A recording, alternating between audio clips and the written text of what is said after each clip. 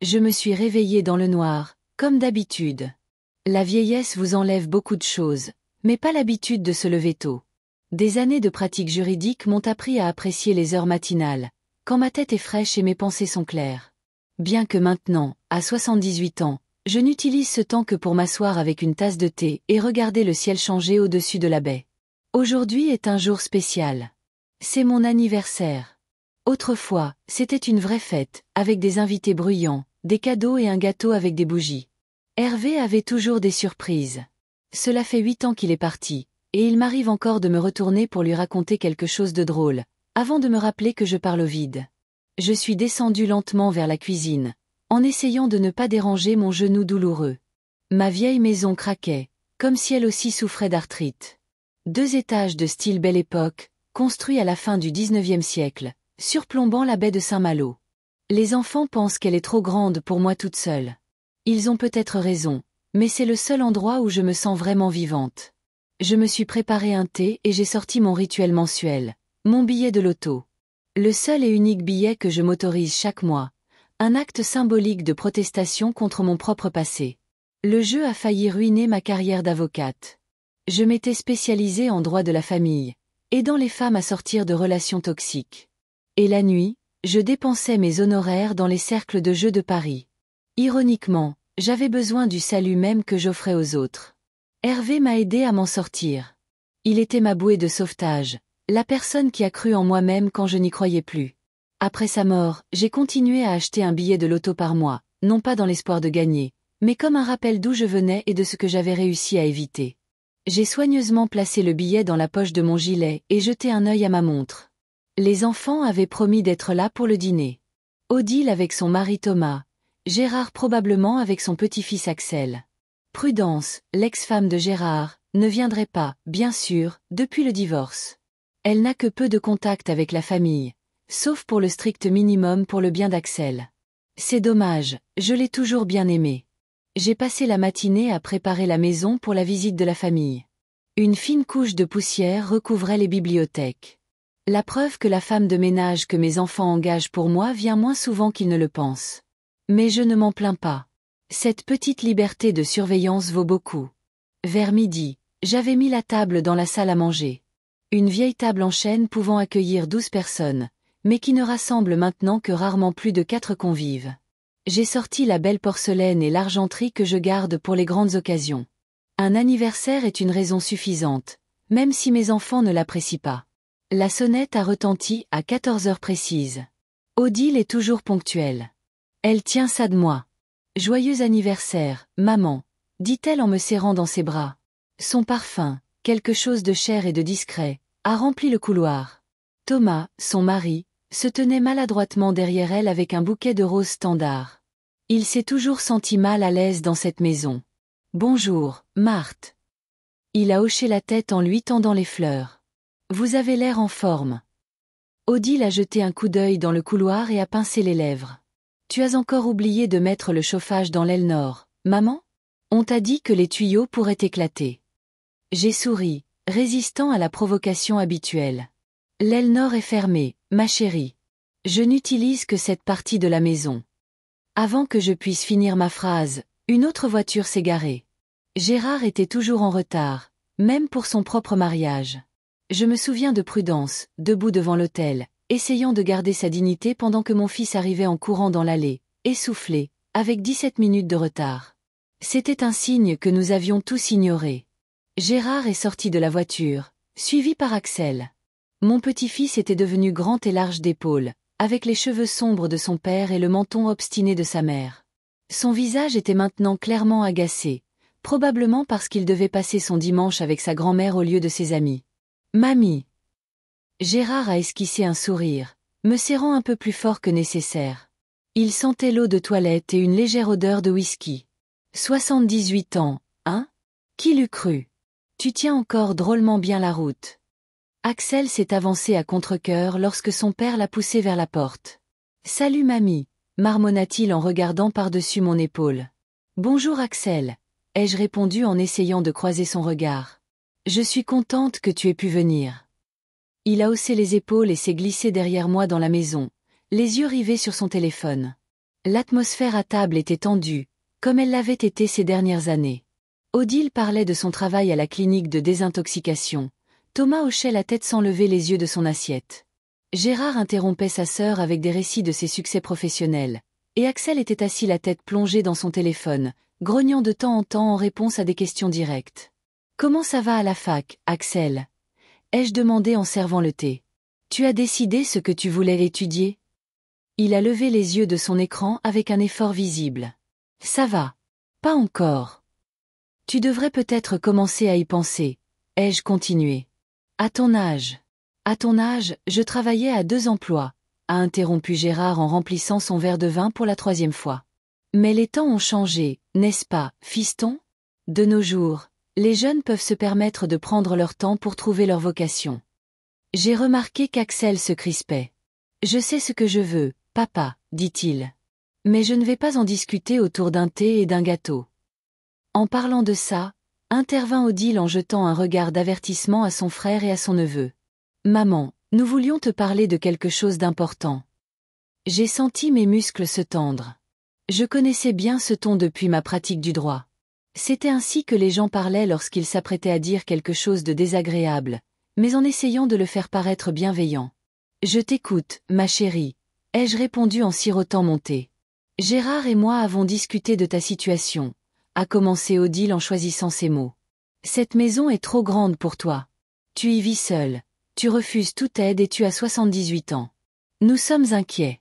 Très inquiets, » a renchéri Gérard. « Et en plus, ce quartier devient de plus en plus cher. La maison pourrait se vendre à un bon prix. »« Et où irais-je » ai-je demandé sans détour, en regardant mes enfants.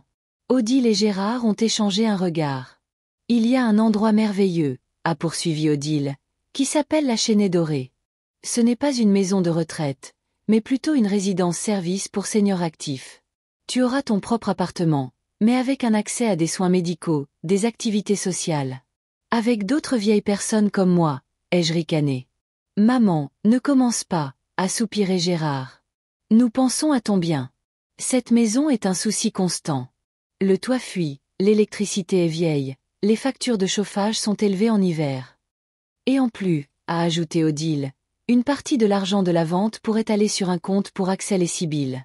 Tu as toujours dit que tu voulais assurer l'avenir de tes petits-enfants.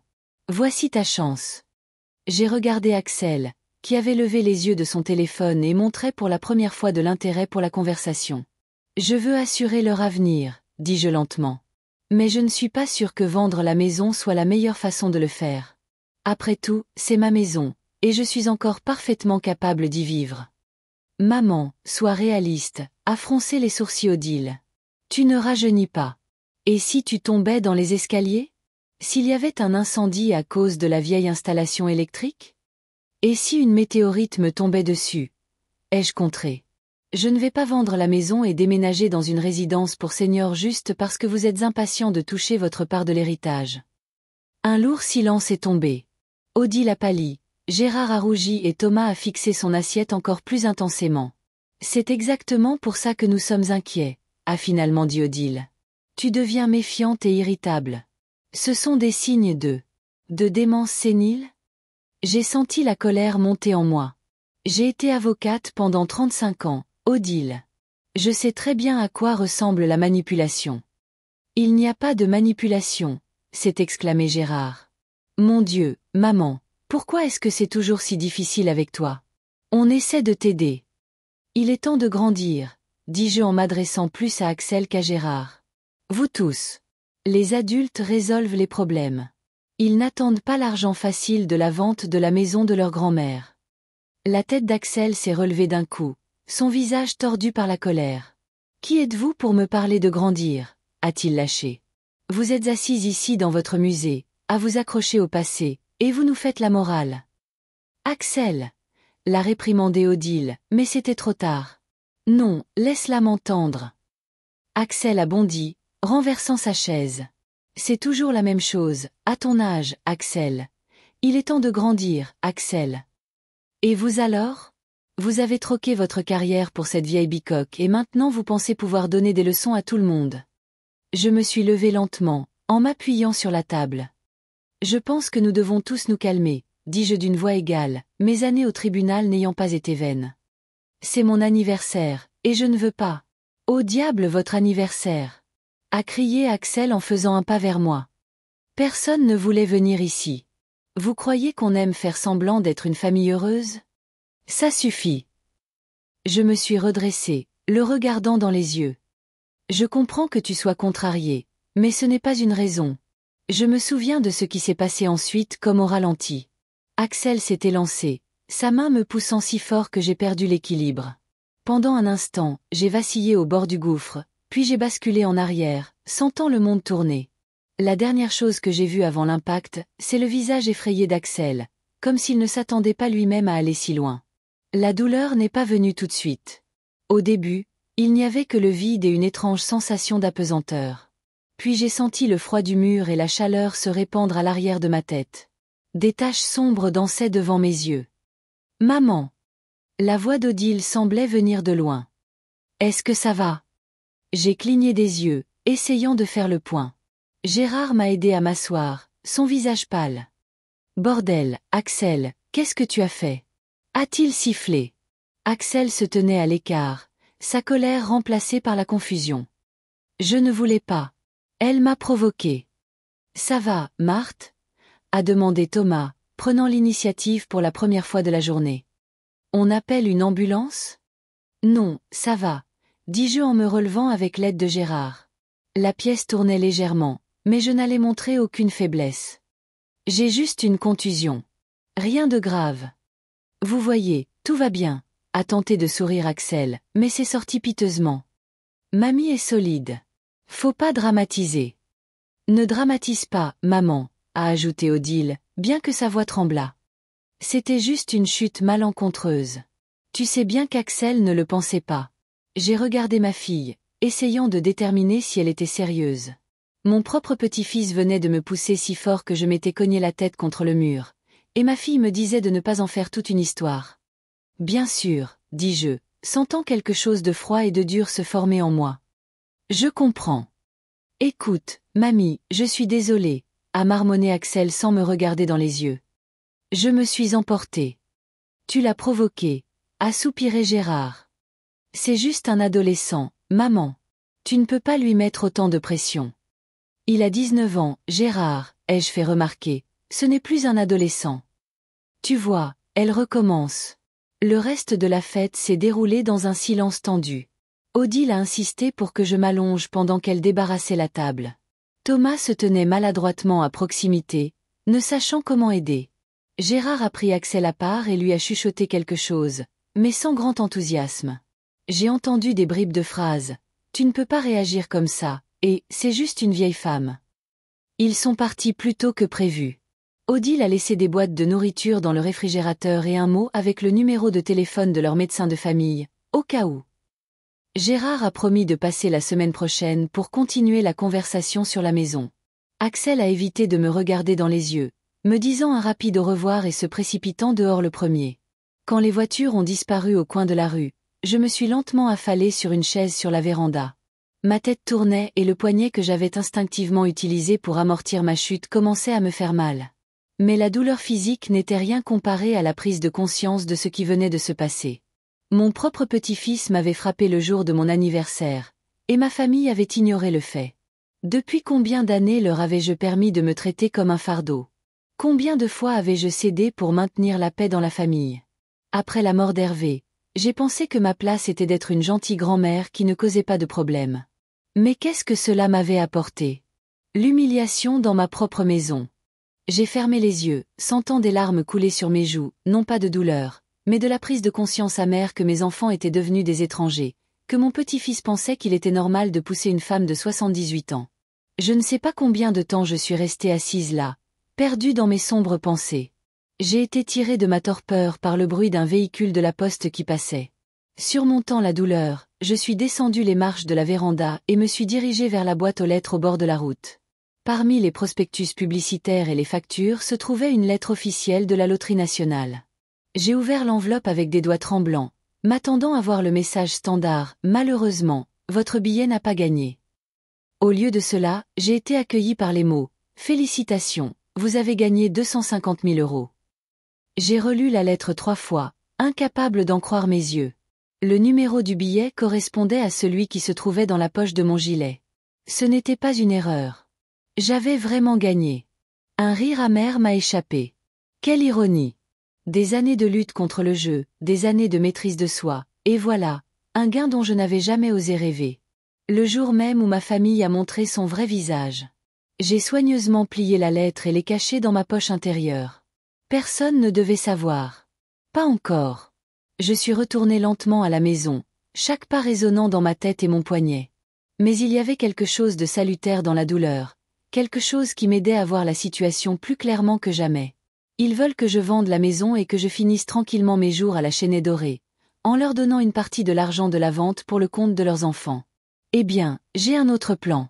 Un plan qui nécessitera toute ma connaissance du droit et toute ma ruse. Moi, Marthe Leclerc, j'ai gagné au loto le jour de mes 78 ans. Mais ce n'était pas le seul billet gagnant que j'avais entre les mains aujourd'hui. J'ai reçu un autre billet, un billet pour la liberté, loin des fausses obligations et de la fausse sollicitude. Il était temps de l'utiliser à bon escient. Le lendemain de mon anniversaire m'a accueilli avec une douleur lancinante à l'arrière de la tête et des nausées. J'ai tourné difficilement la tête sur l'oreiller et j'ai vu qu'il pleuvait. Une pluie fine et grise, sans fin, comme si le ciel pleurait la veille. J'ai essayé de m'asseoir, mais la pièce a tourné et la nausée est montée dans ma gorge. Commotion cérébrale. J'avais vécu assez longtemps pour en reconnaître les symptômes. Mon poignet gauche était enflé et avait pris une teinte bleu-violet désagréable. Chaque mouvement s'accompagnait d'une douleur aiguë. Peut-être était-il fissuré, voire cassé. Ne dramatise pas. La voix d'Odile a résonné dans ma tête. Je me suis levé lentement, surmontant le vertige, et j'ai boité jusqu'à la salle de bain. Le miroir reflétait mon visage pâle avec un bleu sur la pommette. Apparemment, je ne m'étais pas seulement cogné l'arrière de la tête. Mes cheveux argentés, habituellement bien coiffés, ressemblaient maintenant à un nid de corbeau. Ma première pensée a été d'appeler les enfants. Ils devaient voir ce qu'Axel avait vraiment fait. Mais ma main s'est figée au-dessus du téléphone. Et s'ils disaient encore que j'exagérais? Que c'était de ma faute? Que c'était juste une chute malencontreuse? Non. Cette fois, je ferai les choses différemment. Je suis descendu péniblement jusqu'à la cuisine et me suis versé de l'eau. Chaque gorgée était difficile. Ma gorge semblait serrée par la douleur à la tête. J'ai pris un analgésique dans l'armoire, je l'ai avalé et je me suis lentement affalé sur une chaise. Le billet de loto était posé sur la table, là où je l'avais laissé hier. 250 000 €, une somme qui pourrait changer ma vie et celle de mes enfants et petits-enfants, s'ils m'avaient traité avec respect. Mais ils ne le méritaient pas. Pas maintenant. J'ai caché la lettre dans un vieux livre de cuisine que personne d'autre que moi n'avait jamais ouvert. Si l'un des enfants se présentait, il ne devait rien soupçonner. J'ai passé 3 jours dans un état second. La douleur allait et venait. Je pouvais à peine me déplacer dans la maison, m'accrochant au mur et aux meubles. Je ne mangeais que lorsque mon estomac commençait à protester par des crampes de faim. Odile a appelé 2 fois, brièvement, entre 2 réunions de travail. Je lui ai dit que tout allait bien, que j'étais juste un peu fatiguée après la fête. Elle n'a même pas remarqué le changement dans ma voix. Gérard n'a pas appelé une seule fois. Le 4e jour, je me suis sentie un peu mieux. Le vertige s'était calmé, même si mon poignet me faisait encore mal à chaque mouvement. J'ai décidé qu'il était temps de voir un médecin. Pas le médecin de famille d'Odile, dont elle m'avait laissé le numéro, mais le mien, le docteur Brun, qui me connaissait depuis plus de 20 ans. J'ai appelé un taxi pour son cabinet dans la ville voisine. Il y avait moins de chances de croiser des connaissances qui pourraient raconter ma visite aux enfants. « Marthe, que vous est-il arrivé ?» a froncé les sourcils le docteur Brun dès que je suis entrée dans son cabinet. Petit, avec une barbe grise soignée, il m'a toujours rappelé un gentil gnome de conte de fées. « Je suis mal tombée », ai-je répondu, en essayant de garder une voix stable. Il m'a jeté un regard sceptique, mais n'a pas posé d'autres questions. Après m'avoir examiné et avoir fait une radio, son expression est devenue encore plus sérieuse. « Vous avez une commotion cérébrale modérée et une fracture du radius, dit-il en me montrant les clichés. Vous avez de la chance qu'il n'y ait pas d'hémorragie intracrânienne. Quand est-ce que c'est arrivé? Il y a 4 jours. Et vous ne venez que maintenant. Sa voix était réprobatrice. Marthe, à votre âge, des blessures comme celle-ci sont très dangereuses. Il vous faut du repos au lit, une attelle au poignet et des médicaments réguliers. Et quelqu'un doit être avec vous, au moins au début. Je peux me débrouiller seul, dis-je fermement. Vos enfants peuvent aider, a-t-il marqué une pause, comme s'il réfléchissait. Ou bien l'un d'eux est-il la cause de la blessure? J'ai tressailli. Au fil des ans, le docteur Brun avait appris à reconnaître les signes de violence domestique, tout comme moi en mon temps. Pas les enfants, ai-je répondu doucement. Mon petit-fils. Mais il ne voit pas ça comme un problème. Le docteur Brun a soupiré profondément et a enlevé ses lunettes, les essuyant avec une serviette. Un geste qu'il faisait toujours lorsqu'il était troublé. Marthe, je vous connais depuis de nombreuses années. Vous avez toujours été une femme forte, qui aidait les autres. Maintenant, il est peut-être temps de vous aider vous-même. Il m'a posé un bandage léger au poignet, a rédigé une ordonnance et m'a donné des instructions strictes sur ce qu'il fallait faire. J'ai promis de les suivre, bien que nous sachions tous les deux que le repos complet au lit était impossible dans ma situation. De retour à la maison, je me suis installée sur le canapé du salon, avec une couverture et mes pilules sur la table de chevet. La télé marmonnait quelque chose en arrière-plan, mais je n'écoutais pas. Mes pensées tournaient autour des mots du docteur Brun. Il est temps de vous aider vous-même. Au cours de mes 35 années d'avocate, j'avais vu des centaines de femmes dans des relations toxiques. Je les avais aidées à s'échapper, à défendre leurs droits, à commencer une nouvelle vie. Mais je n'étais pas meilleure qu'elles. J'avais permis à mes propres enfants de me transformer en une vieille femme silencieuse dont l'opinion ne comptait pour rien. Le lendemain matin, me sentant un peu mieux, je suis montée dans mon bureau. Des années de pratique avaient laissé derrière elles des montagnes de papiers et de dossiers que je ne m'étais jamais résolue à jeter après ma retraite. De vieilles affaires, des notes, des extraits de loi. Tout cela était stocké dans des armoires et des tiroirs, prenant la poussière.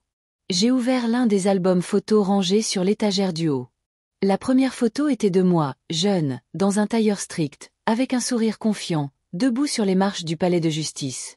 À côté de moi, Hervé, si beau dans son uniforme d'huissier de justice. Nous nous étions rencontrés là, dans les couloirs de la justice. La photo suivante était celle de ma première affaire de divorce que j'avais gagnée seule, pour une femme dont le mari était un homme d'affaires bien connu de la ville. Tout le monde pensait que l'affaire était sans espoir. Il avait des relations, de l'argent, les meilleurs avocats. Mais j'ai trouvé des preuves d'années de violence psychologique et j'ai gagné non seulement un divorce, mais aussi une compensation. J'ai tourné les pages et ma vie a défilé devant mes yeux. Me voici avec mes collègues au cabinet d'avocats. Me voici à une conférence sur les droits des femmes, donnant une présentation. Me voici avec ma fille adolescente, Odile, à une fête de l'école. J'avais pris un jour de congé spécialement, même si j'avais une audience importante ce jour-là. Ces photos me rappelaient qui j'étais, forte, déterminée, n'ayant pas peur de défendre ce qui était juste. Qu'est-il arrivé à cette femme? Où est-elle partie? J'ai trouvé un autre album, consacré à l'époque où mes enfants étaient petits. Odile avec des nattes, Gérard avec ses genoux perpétuellement écorchés. Hervé et moi en pique-nique. Les enfants qui courent partout. Des moments heureux, insouciants. Étions-nous vraiment heureux, ou était-ce juste un masque pour les photos? Je me suis souvenu des longues heures au travail, de l'épuisement constant, de la culpabilité que je ressentais envers mes enfants de ne pas pouvoir passer assez de temps avec eux. C'est peut-être pour ça qu'ils me traitent de manière si consumériste maintenant. Non. Je ne vais pas me permettre de les blâmer pour leur choix. J'ai fait tout ce que j'ai pu pour être une bonne mère. J'ai travaillé, subvenu à leurs besoins, les ai soutenus. Les personnes qu'ils sont devenus sont le résultat de leurs propres décisions. Parmi les papiers, j'ai trouvé un vieux dossier d'une affaire de violence domestique. Une femme dont le fils avait commencé à lever la main sur elle après la mort de son père. Un cas classique. L'héritier croit qu'il peut disposer des biens et de la vie de sa mère. Je l'ai aidé à se défendre, à obtenir une ordonnance restrictive et à faire réviser le testament. Toute ma vie, j'ai protégé d'autres femmes de la violence. Mais je n'ai pas pu me protéger de ma propre famille. Pas de violence physique jusqu'à hier, mais de la violence émotionnelle, certainement. Pendant des années, ils m'ont traité comme une nuisance, comme quelque chose qu'il fallait gérer. Le soir, me sentant épuisé mais l'esprit clair, j'ai allumé mon ordinateur. Hervé avait insisté pour l'acheter peu avant sa mort, estimant que je devais rester au fait de l'actualité. Au début, j'ai résisté, mais avec le temps, j'ai apprécié la possibilité de rester connecté au monde sans quitter ma maison. J'ai tapé « Forum pour personnes âgées » dans un moteur de recherche et j'ai trouvé plusieurs options. L'une d'entre elles a attiré mon attention, les Fils d'Argent, une communauté pour les plus de 65 ans. Je me suis inscrite sous le nom de Marthe C. et j'ai commencé à parcourir les sujets. On y discutait de tout, des problèmes de santé aux recettes de cuisine, des voyages aux relations avec les enfants. Ce dernier sujet a particulièrement attiré mon attention. J'ai lu plusieurs histoires qui ressemblaient étrangement à la mienne. Des parents âgés dont les enfants ne les voient que comme un fardeau ou une source d'héritage. Beaucoup parlaient de la pression pour vendre leur maison, déménager en maison de retraite et renoncer à leur indépendance. Un commentaire en particulier m'a frappé. Un utilisateur surnommé « le vieux loup de mer » a écrit « Souvenez-vous que votre vie vous appartient, pas à vos enfants. Vous n'êtes pas obligé de sacrifier votre confort et votre bonheur pour leur commodité ou leur cupidité. Fixez des limites et tenez-vous Y. » J'ai écrit une réponse, décrivant brièvement ma situation, sans mentionner de détails comme le gain au loto. J'ai simplement parlé de la pression de mes enfants et de la façon dont mon petit-fils m'avait poussé lors d'une dispute, ce que ma famille avait ignoré. Ne m'attendant pas à une réponse rapide, j'ai été surprise de recevoir un message privé du vieux loup de mer presque immédiatement. « Bonjour Marthe. J'ai lu votre histoire et je ne pouvais pas l'ignorer. Ce qui vous est arrivé est inacceptable. Je suis passée par quelque chose de similaire avec ma fille et mon gendre, et je sais combien il est important de ne pas baisser les bras maintenant. Si vous voulez parler, je suis là. » J'ai répondu, et une conversation a commencé. Le vieux loup de mer s'est avéré être un propriétaire de 80 ans d'un magasin d'articles de pêche dans une ville balnéaire du Maine, non loin de Saint-Malo, veuf comme moi, avec 2 enfants et 4 petits-enfants. Il y a 3 ans, sa fille et son gendre avaient tenté de le faire déclarer inapte par un tribunal pour prendre le contrôle de son entreprise. Il a gagné le procès, mais la relation a été irrémédiablement endommagée. « Vous savez ce qui a été le plus dur ?» a-t-il écrit. Pas le procès en lui-même.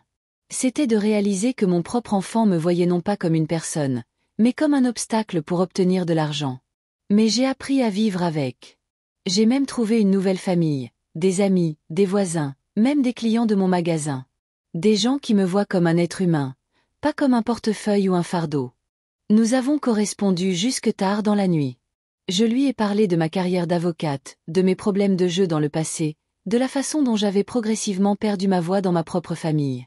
Il était un auditeur attentif et donnait des conseils sages, sans le ton condescendant que j'avais si souvent entendu de la part de mes enfants. Avant d'éteindre l'ordinateur, j'ai pris une décision. Il était temps de reprendre le contrôle de ma vie, et la première étape serait de réviser mon testament. Le lendemain matin, surmontant la douleur et la faiblesse, j'ai pris le téléphone et j'ai composé un numéro que je n'avais pas utilisé depuis des années. 3 sonneries, et une voix familière a répondu. « Cabinet Fournier, j'écoute. »« Jean-Louis, c'est Marthe Leclerc, » dis-je, surprise de la formalité de mon ton. Nous avions été autrefois plus que des collègues. Nous avions été des amis proches. Il y a eu une pause, puis sa voix s'est réchauffée. « Marthe, ça fait une éternité. Comment vas-tu ? » « J'ai connu des jours meilleurs, » ai-je répondu. « Honnêtement, j'ai besoin de ton aide. » Jean-Louis, une aide professionnelle. Il s'est passé quelque chose. Je dois changer mon testament. Complètement. Et ça doit rester confidentiel, surtout vis-à-vis de mes enfants. Une autre pause. Jean-Louis Fournier n'était pas seulement un bon avocat. C'était un homme perspicace qui savait lire entre les lignes. « Je comprends », a-t-il finalement dit. « Peux-tu venir à mon bureau ? » « Pas tout de suite, » dis-je en regardant mon poignet dans son attelle. « J'ai eu un petit accident. Peut-être pourrais-tu venir chez moi, si ce n'est pas trop te demander ? » « Jamais, » dit-il avec un sourire dans la voix. « Demain vers 11 heures, ça te va ? » « Je t'attendrai. » J'ai hésité. Et « Jean-Louis, merci. »« Ne me remercie pas avant d'avoir vu ma facture, » a-t-il plaisanté, mais il a ajouté plus sérieusement. « Quoi qu'il arrive, Marthe, souviens-toi que tu n'es pas seule. » Quand j'ai raccroché, j'ai senti une bouffée d'énergie que je n'avais pas ressentie depuis longtemps. Un plan a commencé à se former dans ma tête. Pas seulement une vengeance, mais une justice. La reprise du contrôle de ma propre vie. J'ai rouvert mon ordinateur et j'ai écrit au vieux loup de mer, « Bonjour. Merci de m'avoir parlé hier. Cela m'a aidé à prendre une décision importante. Je vais contacter mon ancien collègue, un avocat, et changer mon testament. Ce n'est que la première étape, mais elle est importante. » La réponse est arrivée presque immédiatement. « Heureux de l'entendre, Marthe. Prendre soin de soi n'est pas égoïste. C'est nécessaire, surtout quand les autres ne veulent pas prendre soin de vous. Tiens-moi au courant, si tu veux. J'ai souri à l'écran. C'était étrange de trouver du soutien auprès d'un inconnu sur Internet, mais en ce moment, j'étais reconnaissante de toute ma amie. Mon regard est tombé sur une photo encadrée sur la table. Moi et Hervé sur la véranda de cette maison, le jour où nous l'avons achetée, il y a 30 ans. Nous étions tous les deux rayonnants de bonheur, nous tenant la main comme des adolescents. Je me suis souvenu de ce qu'il avait dit à l'époque. Ce sera notre forteresse, Marthe. Un endroit où nous serons toujours en sécurité. Maintenant, cette forteresse était menacée. Mais je n'allais pas abandonner sans me battre. J'ai rouvert le livre de cuisine et j'ai sorti la lettre gagnante. 250 000 €. Pas une fortune selon les normes actuelles, mais assez pour me donner la liberté. La liberté du chantage et de la manipulation de mes enfants. Demain, Jean-Louis viendrait, et nous commencerions le processus. Ce serait le premier pas vers le rétablissement non seulement de ma santé physique, mais aussi de ma dignité et de mon indépendance. Moi, Marthe Leclerc, j'ai vécu 78 ans, et je n'ai pas l'intention de passer le reste de ma vie à complaire à des gens qui ne me voient que comme un fardeau ou un portefeuille. Même si ces gens sont ma propre chair et mon propre sang. Le temps de la douleur est révolu.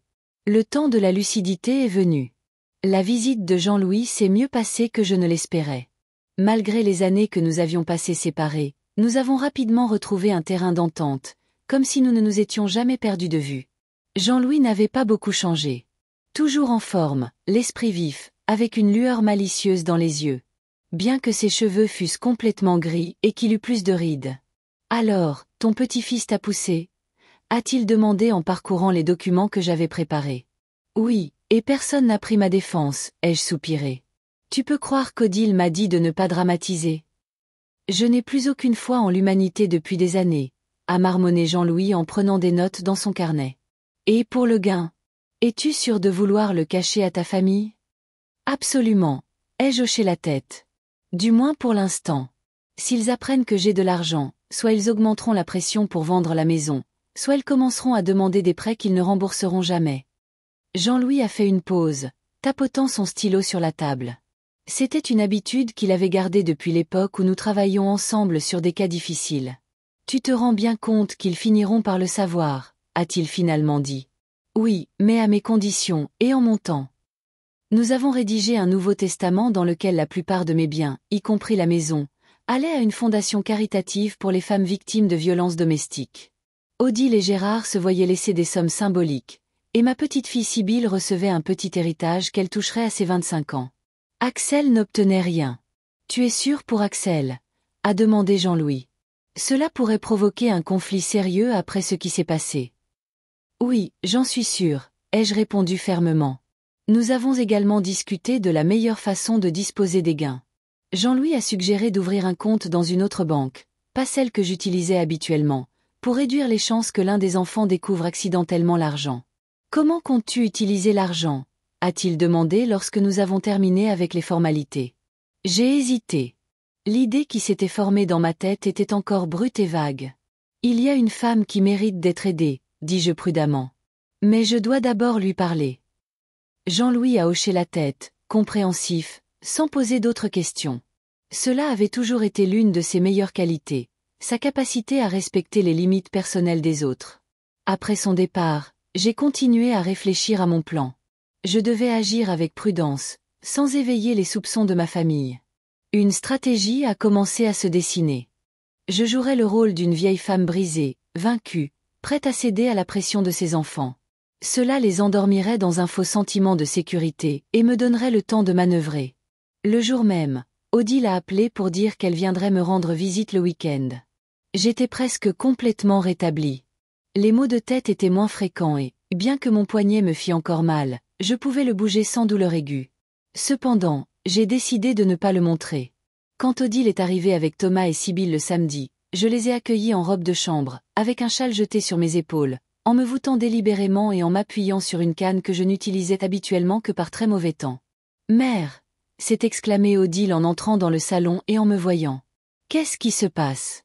Tu es malade ? » « Je me sens juste un peu faible après ma chute, ai-je répondu d'une voix faible que je reconnaissais à peine. Ce n'est rien de grave, ma chérie. C'est juste l'âge qui me rattrape. Odile a échangé un regard inquiet avec Thomas, qui se tenait maladroitement à la porte. Tu as été voir un médecin? A-t-elle demandé en s'approchant et en examinant le bleu sur ma joue, qui commençait déjà à jaunir. Non, pourquoi? J'ai souri impuissante. J'ai juste besoin de temps pour me remettre. Sibylle, ma petite fille de 17 ans, se tenait à distance, m'étudiant avec une attention inhabituelle. Contrairement à son cousin Axel, elle avait toujours été une fille calme et observatrice. J'ai remarqué que son regard glissait sur mon poignet bandé, puis sur le bleu sur mon visage, et qu'elle fronçait les sourcils comme si elle calculait quelque chose dans sa tête. « Maman, ça a l'air plus sérieux qu'une simple chute », a dit Odile en s'asseyant à côté de moi sur le canapé. « Peut-être que tu devrais voir le docteur Gates. » Ne le dérangeons pas, ai-je fait une pause, puis j'ai ajouté avec une dose soigneusement mesurée d'humilité. Tu sais, j'ai réfléchi à ce que toi et Gérard disiez. Peut-être que vous avez raison pour la maison. Elle est vraiment trop grande pour moi. Odile s'est figée, incapable d'en croire ses oreilles. Nous savions toutes les deux avec quelle obstination j'avais résisté à l'idée de vendre la maison par le passé. Vraiment. Sa voix était remplie de surprise, mêlée d'un triomphe mal dissimulé. Qu'est-ce qui a changé d'avis? La chute m'a fait réfléchir, ai-je soupiré, ressemblant à une femme qui avait accepté l'inévitable. Et si personne n'est là la prochaine fois? Je pourrais rester là pendant des heures avant que quelqu'un ne me trouve. Exactement. C'est animé Odile. Je te le dis depuis des années. À la Chênaie Dorée, tu auras un bouton d'urgence en cas de chute. Une infirmière à proximité. Mais je ne suis pas encore prête à prendre une décision finale, l'ai-je interrompu. J'ai besoin de temps pour m'habituer à l'idée de déménager. Et bien sûr, voir l'endroit par moi-même. Bien sûr, a hoché la tête Odile, ne cachant pas son soulagement. On peut y aller dès que tu te sentiras mieux. C'est très confortable. Tu vas aimer. Thomas, qui était resté silencieux tout ce temps, est finalement intervenu. Et Axel? Il s'est excusé auprès de toi? J'ai remarqué qu'Odile se crispait. Apparemment, ce sujet n'avait pas été discuté dans leur famille depuis l'incident. Ce n'est pas grave, ai-je fait un geste de la main. Il est jeune et impétueux. Je l'ai provoqué avec mes commentaires. Non, a dit Sibylle de manière inattendue, fermement, parlant pour la première fois. Ce n'est pas juste. Axel n'aurait pas dû faire ça, peu importe ce que tu as dit. Odile s'est tournée vers sa fille, clairement agacée. Sibylle, ne te mêle pas des conversations d'adultes. 17 ans, c'est assez vieux pour avoir une opinion, ai-je répondu, sortant légèrement de mon rôle de vieille femme faible. Sibylle m'a regardé avec reconnaissance. À ce moment-là, j'ai vu quelque chose de ma jeunesse en elle. La même obstination, la même détermination à défendre ce qui était juste. Quoi qu'il en soit, Odile voulait clairement changer de sujet. Je suis contente que tu commences à penser plus pratiquement, maman. C'est un bon signe. Le reste de leur visite s'est déroulé à discuter des mérites de la Chênaie Dorée et des aspects pratiques d'un éventuel déménagement. J'ai maintenu la conversation, posant des questions et exprimant des inquiétudes de temps en temps, mais donnant généralement l'impression que je cédais à leurs arguments. Quand ils sont partis, Sibylle s'est attardée à la porte pendant que ses parents se dirigeaient vers la voiture. « Mamie, dit-elle doucement, tu ne vas pas vraiment déménager dans cette maison de retraite, n'est-ce pas ?» J'ai regardé attentivement ma petite fille. Sa perspicacité ne m'a pas surprise. Sibylle avait toujours été observatrice. « Pourquoi penses-tu ça ?» ai-je demandé prudemment. « Parce que tu aimes cette maison plus que tout au monde, » a-t-elle répondu simplement. « Et parce que tu n'es pas du genre à abandonner. » Je l'ai silencieusement serrée dans mes bras avec mon bras valide, et elle a répondu avec une force inattendue. « Je ne leur dirai rien, » m'a-t-elle murmuré à l'oreille. « Quoi que tu décides de faire. » Après leur départ, j'ai immédiatement laissé tomber mon masque de faiblesse. La canne est allée dans le coin, le châle sur le cintre. Je me suis redressée et j'ai pris une profonde inspiration. Le jeu était épuisant, mais il en valait la peine. À en juger par la réaction d'Odile, mon plan avait fonctionné. Elle croyait que j'étais brisée et prête à céder. Il était temps de passer à l'étape suivante. J'ai pris mon téléphone et j'ai composé un numéro que j'avais enregistré il y a de nombreuses années, mais que je n'avais jamais utilisé. Après quelques sonneries, une voix de femme a répondu. « Allô, Prudence. C'est Marthe Leclerc, dis-je en essayant de garder une voix calme. La mère de Gérard.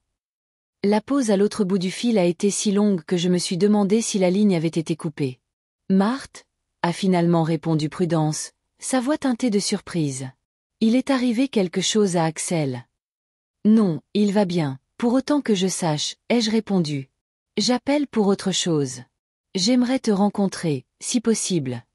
Une autre pause, plus courte cette fois. Bien sûr, dit-elle, sa voix prudente. Quand? Nous avons convenu de nous rencontrer le lendemain dans un petit café d'une ville voisine, assez loin de Saint-Malo pour ne pas croiser de connaissances. Prudence est arrivée pile à l'heure, une femme de petite taille avec des cheveux blonds courts et un visage fatigué mais toujours attrayant. Elle avait l'air plus âgée que ses 51 ans, comme si la vie avec Gérard et le divorce qui a suivi l'avaient épuisée. Elle portait un jean usé et un chemisier simple, et à son poignet, un bracelet en crin de chien que je me souvenais de son mariage avec mon fils. Marthe, a-t-elle souri incertaine en s'asseyant en face de moi. Je dois admettre que ton appel m'a surprise. Je pense que c'est compréhensible, ai-je hoché la tête. Nous ne nous sommes pas parlé depuis que toi et Gérard avez divorcé, il y a 7 ans, a-t-elle terminé pour moi? Oui, et je l'ai toujours regretté. Je veux dire, que nous ayons perdu le contact. Nous avons commandé du thé et avons passé quelques minutes à parler du temps et de la ville, évitant le sujet principal. Finalement, je me suis décidée. Prudence, je dois te demander quelque chose. Cela peut paraître étrange après toutes ces années, mais, pourquoi toi et Gérard avez-vous vraiment divorcé? Elle a pâli et a baissé les yeux sur sa tasse. Gérard ne te l'a pas dit. Gérard a dit que vous n'étiez tout simplement pas compatibles, ai-je répondu. Mais je n'y ai jamais cru. Prudence a souri amèrement. Pas compatible, a-t-elle répété. Eh bien, d'une certaine manière, c'est vrai. Si l'on considère ma compatibilité comme mon incapacité à accepter la façon dont il te traitait. C'était à mon tour d'être surprise. Moi. Marthe, elle a levé les yeux vers moi, ses yeux remplis de douleur. Je ne supportais pas de voir comment il te traitait, toi et Odile, comment il parlait de toi dans ton dos, comment il prévoyait de te prendre ta maison. Tu étais au courant de ça? Ma voix a vacillé. Bien sûr que oui. Ils en parlaient depuis des années. Quand maman déménagera enfin en maison de retraite, on pourra. Et puis il y avait une liste de plans pour ta maison et ton argent. J'ai senti une boule se former dans ma gorge. Ce n'était pas une surprise totale, mais entendre la confirmation de mes pires soupçons faisait quand même mal. Un jour, je n'en pouvais plus, a poursuivi Prudence. J'ai dit à Gérard que c'était dégoûtant de traiter sa propre mère de cette façon, que tu méritais le respect et le droit de décider comment tu voulais vivre. Nous avons eu une grosse dispute, et puis j'ai découvert qu'il discutait avec Odile de la façon de te convaincre de réécrire ton testament pour que la plupart de ton héritage aille à Axel au lieu d'être divisé équitablement entre tes petits-enfants. Et ça a été la goutte d'eau, ai-je deviné. Oui, a-t-elle hoché la tête. J'ai réalisé que je ne pouvais pas vivre avec un homme qui valorisait l'argent plus que la décence élémentaire. J'ai demandé le divorce, et bien sûr, Gérard a tout fait pour que j'obtienne le strict minimum. Si ce n'était pas ton aide à l'époque. Mon aide. Ai-je froncé les sourcils. Les 10 000 € que tu m'as donnés par l'intermédiaire de ton ami avocat, a dit Prudence. Ça m'a sauvé.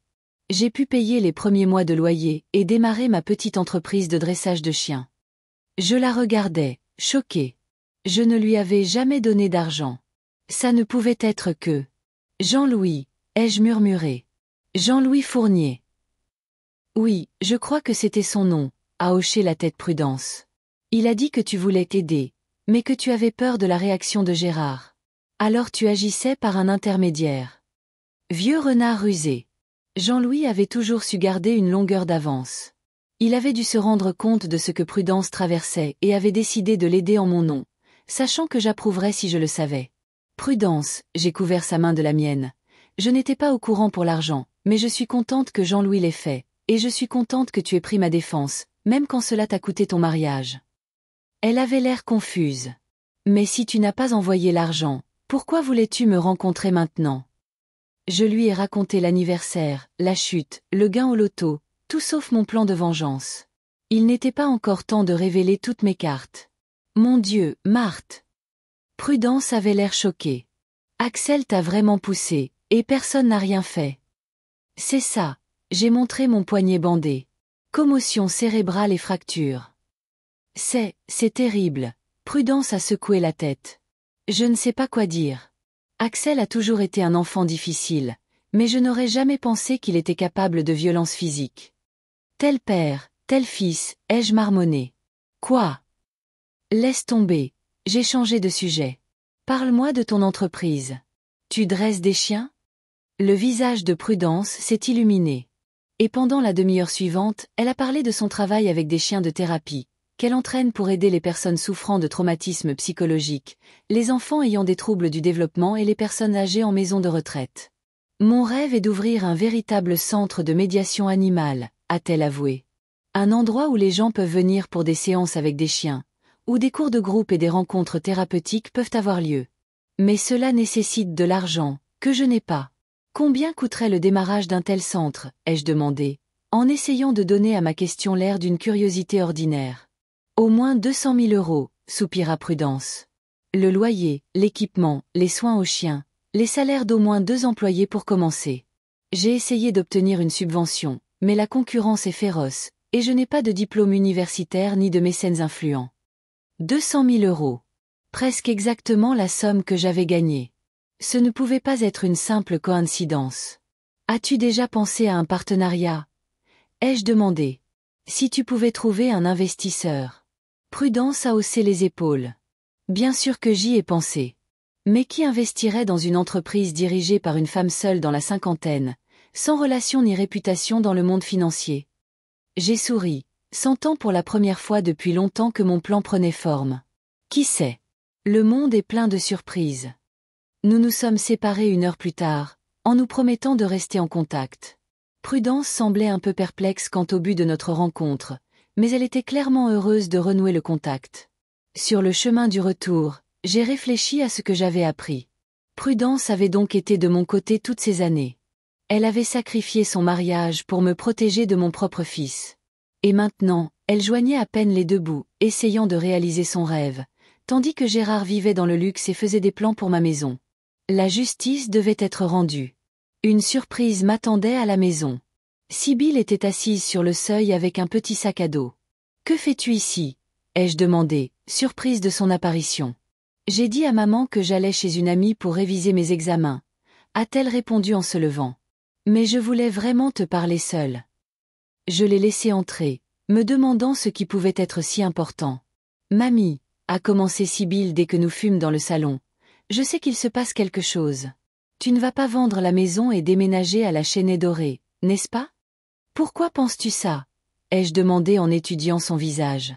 Parce que je te connais, a-t-elle répondu simplement. Et parce que j'ai vu comment tu as changé quand ils sont partis. Tu t'es redressé et tu as cessé d'avoir l'air faible. C'était impressionnant. J'ai gardé le silence, ne sachant pas jusqu'à quel point je pouvais faire confiance à ma propre petite fille. Sibylle avait toujours été différente, plus sensible, plus attentive. Mais elle était toujours la fille d'Odile.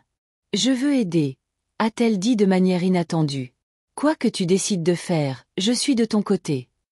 Pourquoi? Ai-je demandé sans détour. Sibylle a baissé les yeux un instant, puis a répondu avec une amertume inattendue. Parce que j'en ai assez de la façon dont il te traite, dont il parle de toi dans ton dos, dont il prévoit de prendre ta maison. Comment il te traite comme si tu étais une nuisance, elle a marqué une pause. Et parce que j'ai peur qu'un jour, il me traite de la même façon, quand je serai vieille et gênante. À ce moment-là, j'ai réalisé que j'avais trouvé une autre alliée. Une alliée inattendue, mais peut-être la plus précieuse. Tu as raison, Sibylle, ai-je finalement dit. Je ne vais ni vendre la maison, ni déménager. J'ai un autre plan. Et oui, je pense que tu peux m'aider, mais tu devras garder le secret.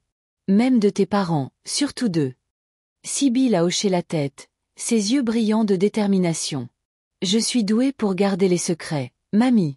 Et je veux que justice soit faite. À ce moment-là, je me suis vue en elle, la jeune Marthe Leclerc, avocate et combattante pour la justice. Et j'ai senti que la boucle commençait à se boucler. Le masque de l'humilité s'était avéré utile non seulement pour tromper les enfants, mais aussi pour trouver de vrais alliés. Prudence, qui s'était sacrifiée pour moi sans savoir que je le découvrirais un jour. Sibylle, qui voyait à travers les masques des adultes et choisissait le bon côté. Peut-être que ma vraie famille n'était pas celle qui m'était liée par le sang, mais celle qui partageait mes valeurs et me voyait comme une personne, pas comme un fardeau ou une source d'héritage. Avec cette pensée à l'esprit, j'ai commencé à parler à Sibylle de mon plan. Sentant ma résolution grandir à chaque mot. Le masque de la faiblesse glissant enfin, révélant la vraie Marthe Leclerc, une femme qui n'abandonne pas sans se battre. J'ai passé les 2 semaines suivantes à peaufiner chaque détail de mon plan. Ma chambre est devenue un bureau de fortune, mon lit couvert de papiers, de manuels juridiques et de notes. J'ai ouvert un nouveau compte en banque dans une ville voisine et y ai transféré mes gains. Jean-Louis m'a aidé à rédiger les documents de manière à ce que l'information ne parvienne pas aux enfants. Tu as toujours été méticuleuse, Marthe, a-t-il dit en examinant le plan de distribution que j'avais élaboré. Mais là, tu t'es surpassée. 35 ans de pratique juridique, ça ne s'oublie pas, ai-je haussé les épaules. Et puis, si on veut se venger, il faut le faire intelligemment. Ce n'est pas une vengeance, a objecté Jean-Louis. C'est la justice et la protection de tes intérêts. Nous avons créé une fiducie dans laquelle j'ai transféré une partie des gains. Ce fonds devait devenir l'investisseur dans l'entreprise de Prudence, mais je resterai une bienfaitrice anonyme, du moins pour le moment.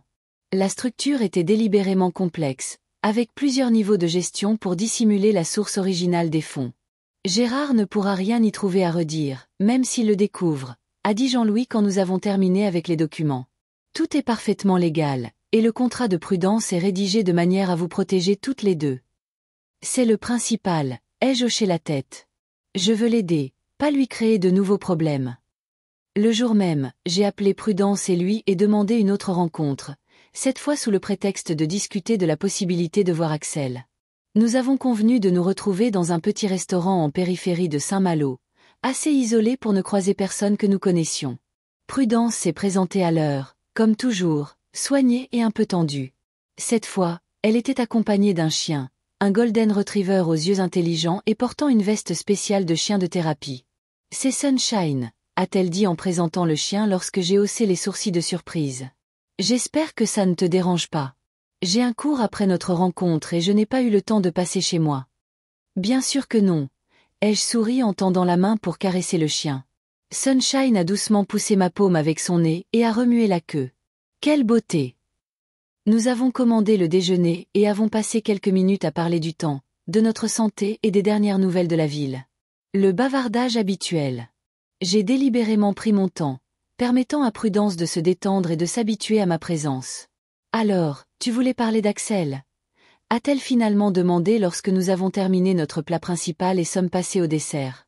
Pas exactement, ai-je répondu en observant sa réaction.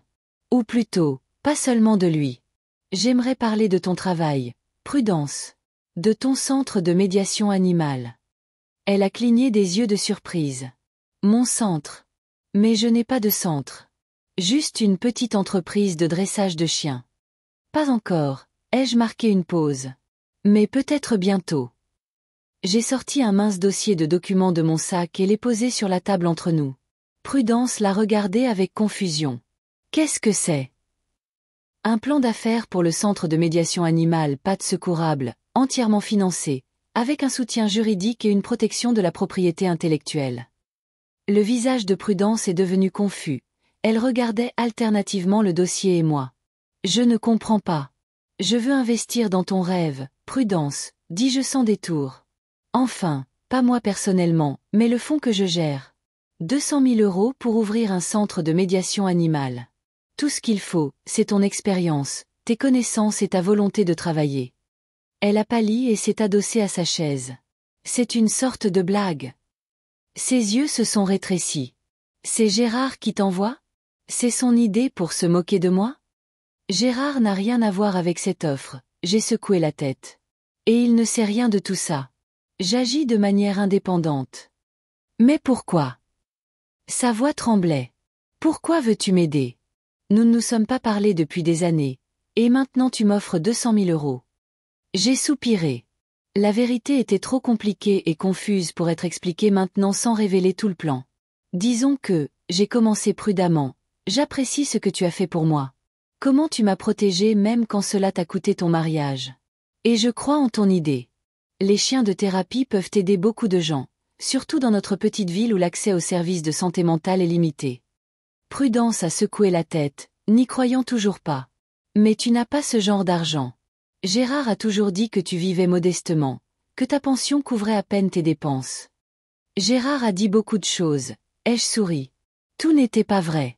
De plus, comme je l'ai déjà dit, l'argent ne vient pas de moi personnellement, mais de la fondation. J'aide juste à le canaliser vers un projet digne d'intérêt. Elle a lentement tiré le dossier vers elle et l'a ouvert. À l'intérieur se trouvait un plan d'affaires détaillé, analyse de marché, prévision de rentabilité, plan d'étage, proposition de personnel, stratégie marketing. Tout ce dont on pouvait avoir besoin pour démarrer une entreprise prospère. C'est incroyable, a murmuré Prudence en feuilletant les pages. Mais c'est trop beau pour être vrai. Quel est le piège?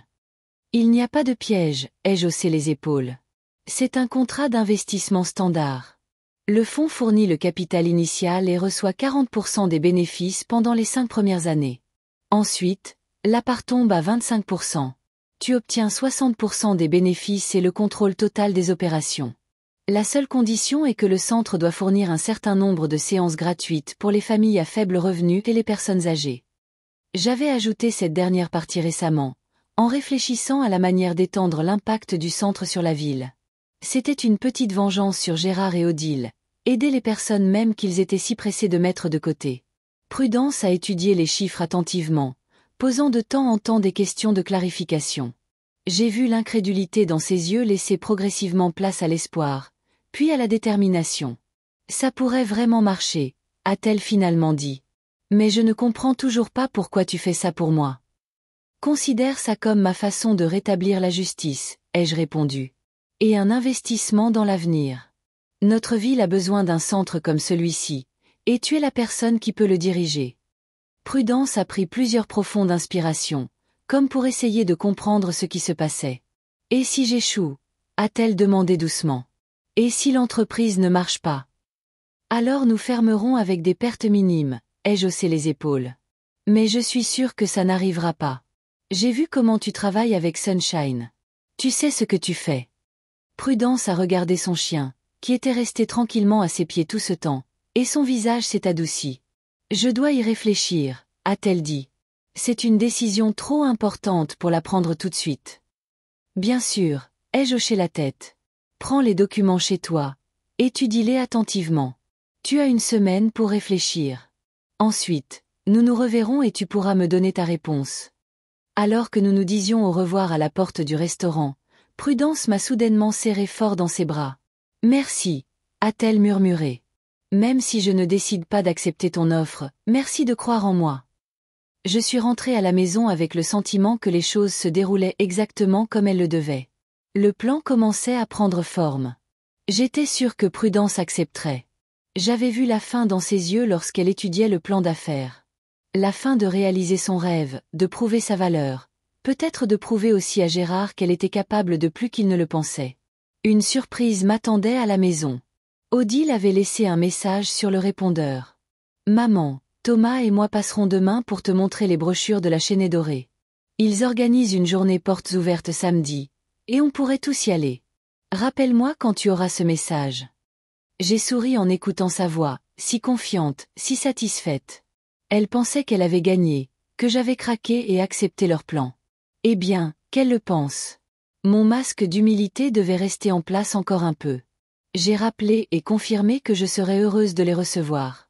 Puis j'ai appelé Sibylle. Nous avions convenu qu'elle me tiendrait au courant de toutes les conversations familiales qui avaient lieu dans mon dos. Ils sont très contents, a dit Sibylle en baissant la voix. Elle parlait probablement de sa chambre, craignant que ses parents n'entendent. Maman discute déjà avec papa de la façon dont ils vont rénover l'aile nord de la maison quand ils auront leur part de la vente. Et oncle Gérard n'arrête pas de parler de la façon dont lui et Axel vont transformer le hangar à bateau en studio. Et mon déménagement à la Chaînée Dorée?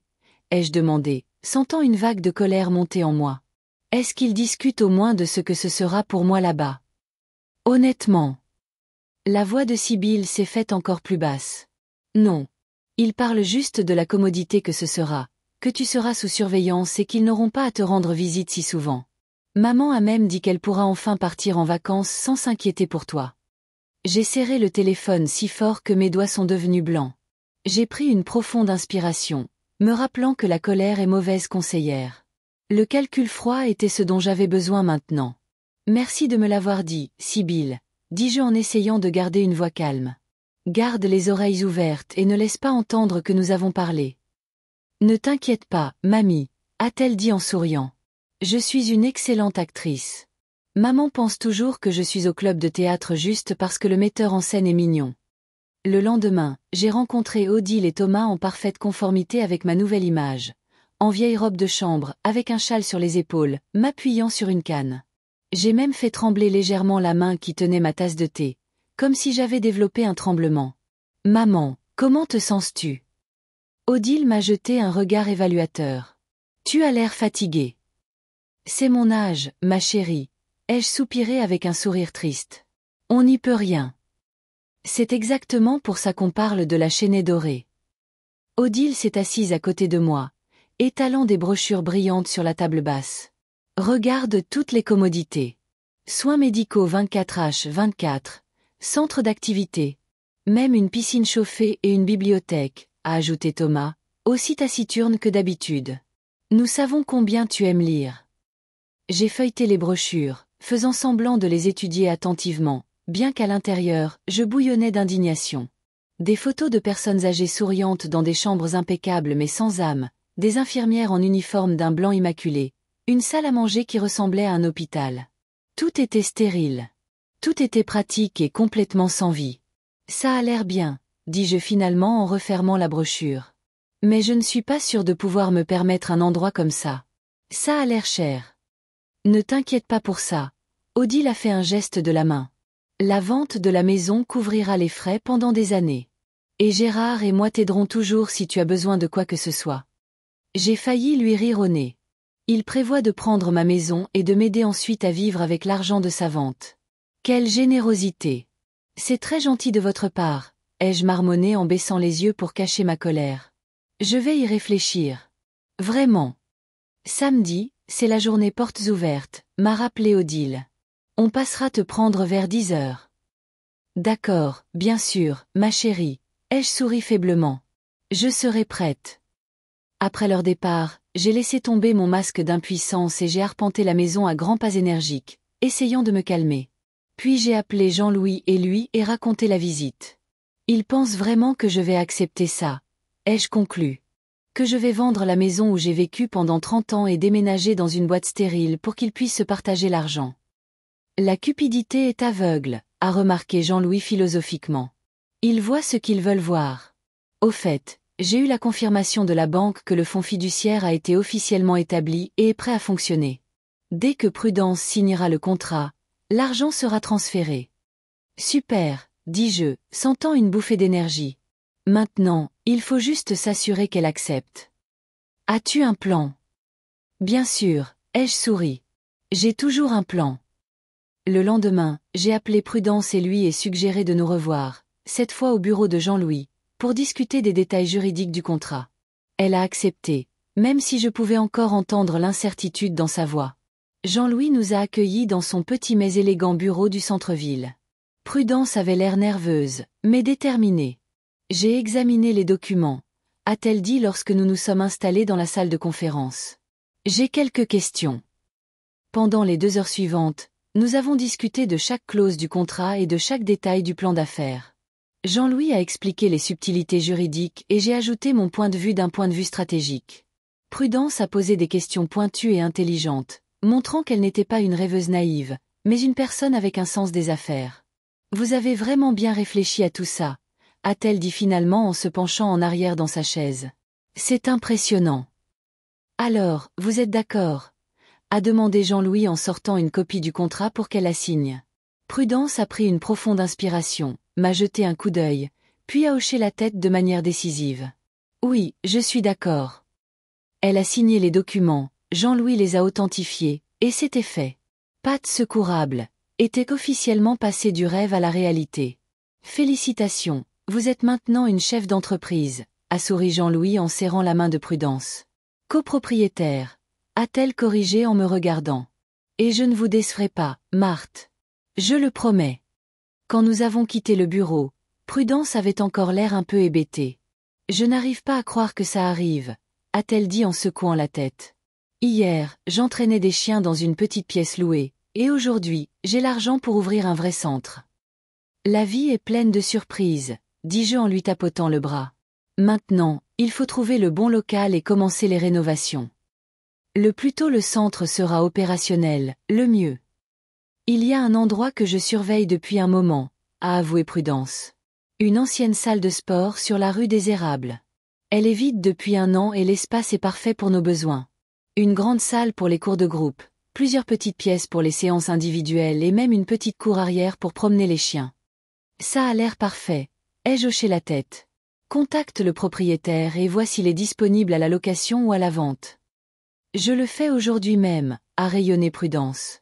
J'ai hâte de le dire à Sunshine. Elle sera ravie du nouveau lieu de travail. J'ai souri en la regardant s'éloigner. Ses pas plus légers, ses épaules plus droites. Quoi qu'il arrive ensuite, j'avais déjà aidé une personne à retrouver l'espoir. C'était un bon début. Quand je suis rentrée à la maison, j'ai trouvé Axel sur le pas de ma porte.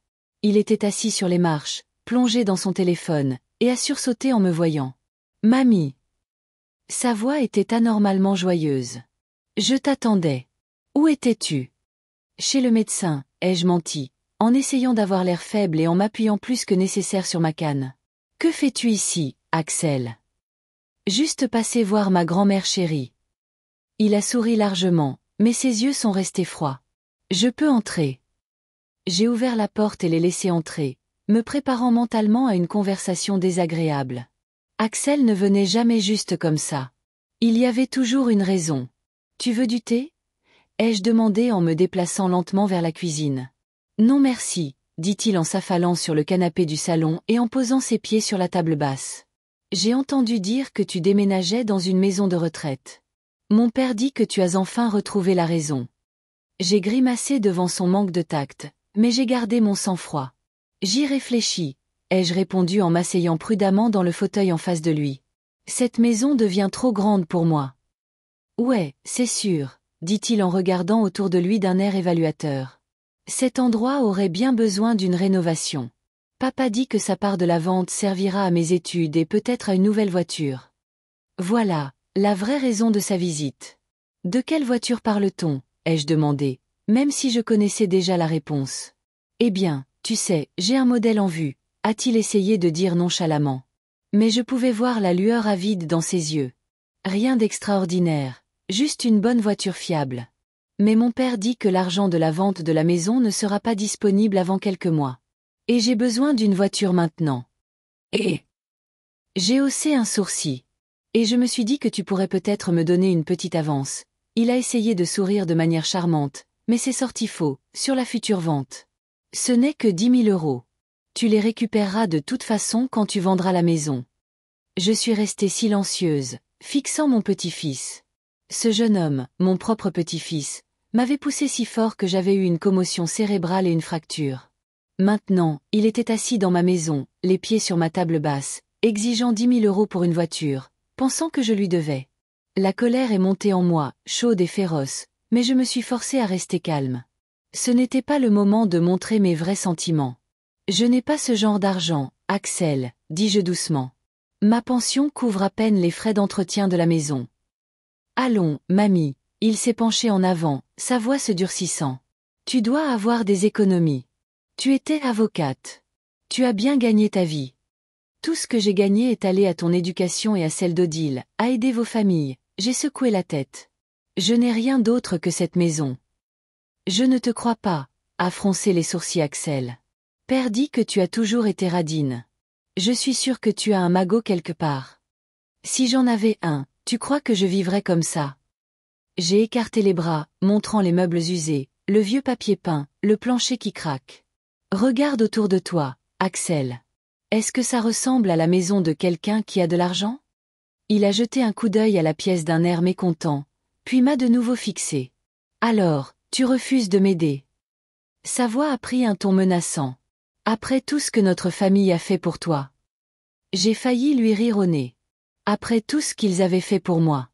Après m'avoir ignoré, manipulé, prévu de prendre ma maison. Après qu'il m'ait poussé et ne se soit même pas excusé correctement.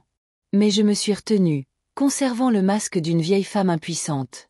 Je suis vraiment désolée, Axel, Mais je ne peux vraiment pas t'aider, dis-je avec un soupir. Peut-être que tu pourrais trouver un travail d'été. Économiser pour un acompte. Travailler? A-t-il reniflé, comme si j'avais suggéré quelque chose d'indécent. J'ai l'école et les entraînements. Quand est-ce que je travaillerai? À ton âge, beaucoup de jeunes combinent l'école et le travail, ai-je fait remarquer. Ouais, ceux qui n'ont pas de parents riches, a-t-il lâché. Tu sais quoi? Laisse tomber. Je trouverai un autre moyen. Il s'est levé brusquement, manquant de renverser la table basse. Axel, dis-je en me levant aussi, m'appuyant sur ma canne. Je voulais vraiment aider, mais... Mais vous êtes trop avare, a-t-il interrompu en se dirigeant vers la porte. Je comprends. Je m'en souviendrai la prochaine fois que mon père me suggérera de te rendre visite. Il est parti en claquant la porte bruyamment. Je me suis lentement rassise dans le fauteuil, sentant mes mains trembler. Pas de faiblesse feinte maintenant, mais de colère réprimée. Patience, Marthe, me suis-je dit. Les choses vont bientôt changer. J'ai appelé Jean-Louis et lui ai raconté la visite d'Axel. Il a écouté en silence, ne grognant ou ne soupirant que de temps en temps. La pomme ne tombe jamais loin de l'arbre, a-t-il finalement dit. Gérard était pareil à son âge. Pas tout à fait, ai-je objecté. Gérard était égoïste, mais pas aussi grossier. C'est une nouvelle génération, Jean-Louis. Ils pensent que le monde leur doit quelque chose. Et vos enfants y ont contribué, a-t-il remarqué. Mais ne vous inquiétez pas, ils auront tous une leçon dont ils se souviendront longtemps. Après avoir parlé à Jean-Louis, j'ai appelé Prudence pour connaître les dernières nouvelles sur le nouvel emplacement du centre. Elle a répondu dès la première sonnerie, sa voix vibrant d'excitation. Marthe, je reviens tout juste de la visite du local. Le propriétaire est prêt à signer un bail à long terme avec une option d'achat dans 3 ans. Les conditions sont excellentes, encore meilleures que ce que j'espérais, et il est prêt à commencer les démarches dès la semaine prochaine. C'est merveilleux, ai-je souri, sentant la mauvaise humeur de la visite d'Axel se dissiper progressivement. Quand penses-tu que nous pourrons commencer les rénovations? Dès que nous aurons signé le bail. Dans 2 semaines, peut-être? J'ai déjà fait une liste des travaux à faire et j'ai même trouvé un entrepreneur spécialisé dans les locaux commerciaux. Super, ai-je noté dans mon agenda. Jean-Louis m'aidera à examiner le contrat de location, et j'aimerais jeter un coup d'œil au local quand tu auras le temps. Bien sûr. Peut-être demain? Je peux passer te prendre vers 14 heures si ça te va. Nous avons fixé le rendez-vous et j'ai raccroché, satisfaite de la rapidité avec laquelle cette partie de mon plan se concrétisait. Prudence était efficace et décisive, des qualités que j'avais toujours admirées chez les gens. Le soir, Sibylle a appelé. Elle parlait doucement, presque en chuchotant. « Mamie, j'ai des nouvelles. Axel est venu chez nous après être passé chez toi. Il était furieux. Il a dit que tu étais une vieille sorcière radine et que tu ne voulais pas lui donner d'argent pour une voiture, alors que tu étais sur le point de toucher beaucoup d'argent en vendant la maison. Et qu'ont dit tes parents? Ai-je demandé, devinant déjà la réponse. Papa n'a rien dit, comme d'habitude, a dit Sibylle avec mépris. Et maman a expliqué à Axel que l'argent de la vente de la maison servirait principalement à payer ton séjour à la Chênaie Dorée, et que le reste serait partagé entre elle et oncle Gérard, et qu'ils ont déjà décidé de ce qu'ils allaient dépenser leur part. Ils n'ont même pas attendu que je déménage avant de commencer à se partager l'argent, ai-je marmonné. Exactement, a acquiescé Sibylle. Mais il y a autre chose. Quand Axel est parti, j'ai entendu maman dire à papa qu'elle s'inquiétait de ton état, que tu étais devenu trop facile à vivre et que ça ne te ressemblait pas. Elle a peur que tu sois dans les premiers stades de la démence. Je n'ai pas pu m'empêcher de rire. Mon numéro de vieille femme sénile était trop convaincant. Oui, mais maintenant, elle veut que tu voies un neurologue, a prévenu Sibylle. Elle dit qu'il faut le faire avant la vente de la maison pour éviter les problèmes avec les papiers. Ça pourrait être un problème. Un vrai médecin déterminerait rapidement que j'étais en parfaite santé mentale. Merci pour l'avertissement, dis-je. Je vais trouver quelque chose. Mamie, la voix de Sibylle est devenue sérieuse. Faites attention. S'il se doute que tu simules. Ne t'inquiète pas, dis-je en essayant de paraître confiante. J'ai tout sous contrôle. Après avoir parlé à Sibylle, j'ai réfléchi. La situation se compliquait. Si Odile insistait pour un examen médical, mon plan pourrait être compromis. Je devais accélérer les choses. J'ai appelé Jean-Louis et lui et expliqué la situation. Nous devons finaliser le contrat avec prudence et commencer les rénovations des locaux le plus rapidement possible, dis-je. Si Odile me traîne chez un médecin et qu'il me déclare pleinement compétente, il pourrait se douter de quelque chose. D'accord, a répondu Jean-Louis. Je vais accélérer les démarches. Toi, continue de jouer ton rôle. Laisse-les penser qu'ils ont le contrôle total. Le lendemain, j'ai rencontré Prudence et nous avons visité ensemble l'espace du futur centre. C'était une ancienne salle de sport spacieuse avec 2 hauts plafonds, de grandes fenêtres et une cour séparée. L'endroit parfait pour la médiation animale. L'espace avait besoin de quelques rénovations, mais la structure principale était solide. Ce sera la zone d'activité de groupe, a dit Prudence avec enthousiasme. Là, les salles pour les séances individuelles. Et cette partie pourrait être un petit café où les clients pourraient se détendre après leur séance. Un café. J'ai haussé un sourcil. Ce n'était pas dans le plan original. J'ai pensé que ce pourrait être une source de revenus supplémentaires, a-t-elle expliqué. Un menu simple, de la nourriture bio, un endroit où les gens pourraient interagir avec les chiens dans un cadre détendu. L'idée était bonne. En fait, elle était meilleure que mon concept original. J'aime ça, ai-je hoché la tête. Ça rendra le centre plus ouvert à la communauté, ça attirera des gens qui n'ont peut-être pas besoin de thérapie mais qui aiment les animaux. Prudence a rayonné d'approbation. J'ai déjà contacté un entrepreneur. Il est prêt à commencer les travaux dès que nous signerons le bail. Il estime que les rénovations prendront environ 1 mois. Super, ai-je noté dans mon carnet. Le plus tôt le centre sera opérationnel, le mieux. Sur le chemin du retour, Prudence a soudainement demandé « Marthe, puis-je te poser une question personnelle ?» Bien sûr, je me suis tournée vers elle. « Pourquoi m'aides-tu, moi, et pas tes enfants ou Axel ?» Elle m'a jeté un regard rapide. « Ne te méprends pas, je suis infiniment reconnaissante, mais c'est inhabituel. » Je suis restée silencieuse pendant un long moment, réfléchissant à ma réponse.